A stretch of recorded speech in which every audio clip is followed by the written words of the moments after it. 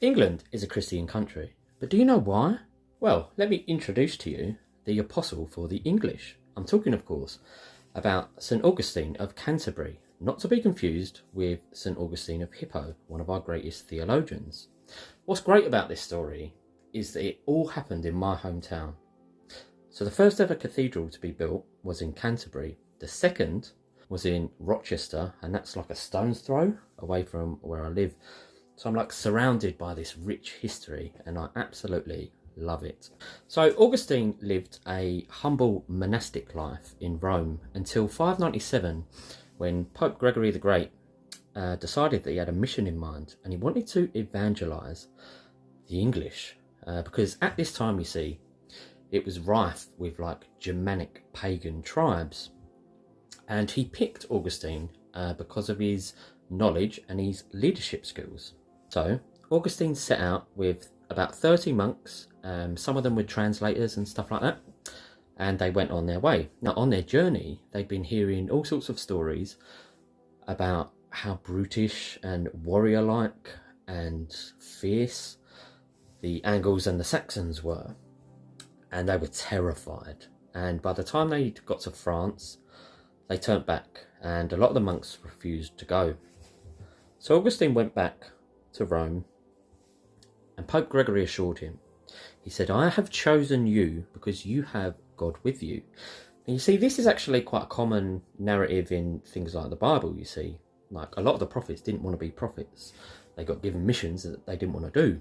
But after being reassured, they turned back, they got to France, and they set sail. Now, they arrived somewhere in Ramsgate, I believe, somewhere near there, and they went to see the King of Kent. The King of Kent at the time was Ethelbert. Now, I think this plays a major part in this story. He had recently married a Christian princess called Bertha, so she'd already softened his heart to the Christian message somewhat, but he hadn't converted. But something I do know is that the faith of a good woman will change a man's heart. Now, the king decided to meet them, but because of all these pagan traditions, right, he was very concerned with things like witchcraft, wizardry, and, forces of other gods and stuff. And he'd heard about the power of their god. So he decided to meet them under an oak tree, because he believed that this oak tree was protected by his pagan god, whatever that was at the time. Augustine presented the gospel to him with sincerity, a pure heart, and humility. The king was so impressed, and obviously saw that there was no imminent danger or threat. They certainly weren't warriors, they were monks. So, whilst not appealing to their creed immediately, he actually said to them, "You're allowed to evangelize, but I'm going to let my people stay pagan." So they set up a monastery, and it later became Canterbury Cathedral, of course. Augustine was so successful in spreading the gospel message that people just started dropping paganism left, right, and centre.